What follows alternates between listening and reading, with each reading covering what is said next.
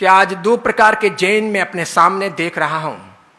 मेरी बातें सुनकर के आपको दुख लगेगा, इसलिए पहले से मैं माफी मांग लेता हूं।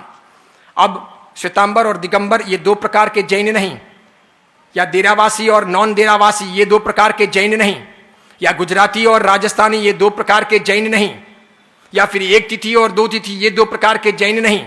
अब शाकाहारी जैन और मांसाहारी जैन दो प्रकार के जैन तैयार हो गए हैं।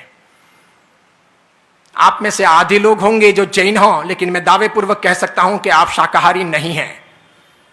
जो भी विदेशों की यहां आई हुई होटलों में खाते हैं, जो भी बाहर के चॉकलेट्स, आइसक्रीम या बिस्किट्स खाते हैं, जो अन्य अन्य वस्तुएं खाते हैं, जो चिप्स खाते हैं या बाहर तली हुई चीजें या फास्ट फूड खाते हैं, वे सभी जैन मांसाहारी जैन हैं।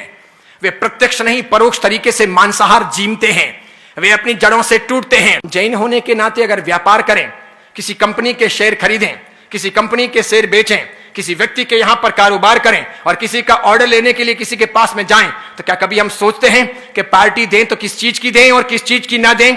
व्यापार करें तो किन के साथ में करें और किन के साथ में ना करें? किस प्रकार का व्यापार करें और किस प्रकार का ना करें? हमें अपने धर्म के प्रति, अपनी नीतियों के प्रति कोई गौरव नहीं है, कोई सम्मान नहीं है, कोई ऐसी परंपराओं का अवदान नहीं है, और इसीलिए हम बिखरते जा रहे हैं, दूसरे लोग मजबूत होते जा रहे हैं। सिखों को देखो, वे सेना में भी होते हैं तो अपनी पगड़ी बरकरार रखते हैं, चाहे राष्ट्रपति सामने हो, चाहे प्रधानमंत्री सामने हो, चाहे वो सेना के सर्वोच्च अधिकारी हो, चाहे वो देश में हो, चाहे वो फ्रांस में हो। फ्रांस में बहुत सारे सिख हैं जो सेना में भर्ती हैं। सिर्फ फ्रांस की सरकार ने उन भारतीय सिखों के लिए जो सेना में भर्ती हैं, हेलमेट या सेना की अन्य वेशभूषा के बजाय उनकी अपनी जो पगड़ी है उसे पहनने की छूट दी है। उसी प्रकार स्कूल की और कॉलेज की यूनिफॉर्म कैसी भी हो, फिर भी फ्रांस में या विदेशों में जो जो सिख रहते हैं वे सभी अपनी पगड़ी को धारण करके फिर जाते हैं। कई गुरुद्वारों में विहार के दौरान हमें उतरने का मौका मिलता है, वहां की मैं लंगर की व्यवस्था देखता हूं, सुनकर के आप आश्चर्य करोगे।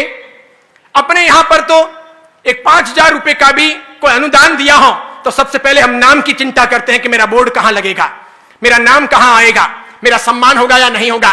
फिर वो नाम भी होगा तो रुपए तो देंगे इतने, नाम होगा इतना। बेटा, पोता, परपोता, छोटा, बड़ा, बिटिया, बेटा, सबके नाम लिख दिए जाएंगे। फिर बाप के, दादे के, उनके भी लिख दिए जाएंगे। यहां तक कि मुन्ना मुन्नी जो पेट में पल रहे होंगे उनके भी लिख दिए जाएंगे। इतने लिखेंगे।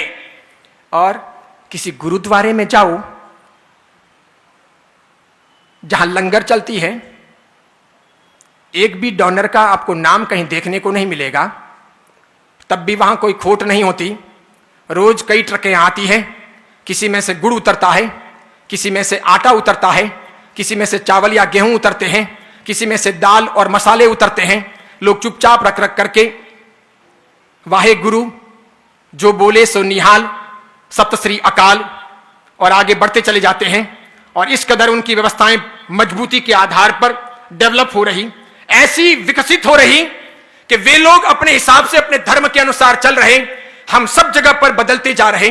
देखो आपने अपनी भाषा बदली, आपकी शिक्षा का तौर तरीका बदला, आपने अपना परिधान बदल दिया, आपने आपके गीत, आपके रीति रिवाज बदल दिए, त्योहार बदल दिए, खाने पीने के तरीके बदल दिए, बोलने का और अन्य सारा आधार बदल दिया। आप अपने घर के बालक बालिकाओं का निरीक्षण कीजिए।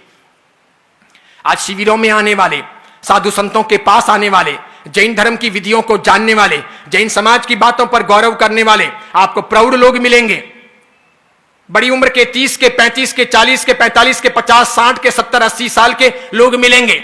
आपको 12, 15, 16, 18, 20, 22, 25 साल के युवक युवतियों को आईना लेकर के ढूंढना पड़ेगा, कोई कांच लेकर के ढूंढने जाना पड़ेगा, ऐसी हालत बनी है।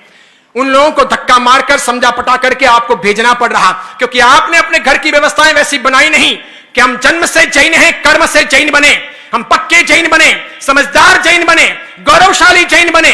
हम समझौते ना करें, हम नीतियों से ना हटें, हम गलत चीजें ना खाएं, गलत मार्ग पर ना जाएं, अपनी परंपराओं को ना तोड़ें, उसूलों को हमेशा जिंदा रखें।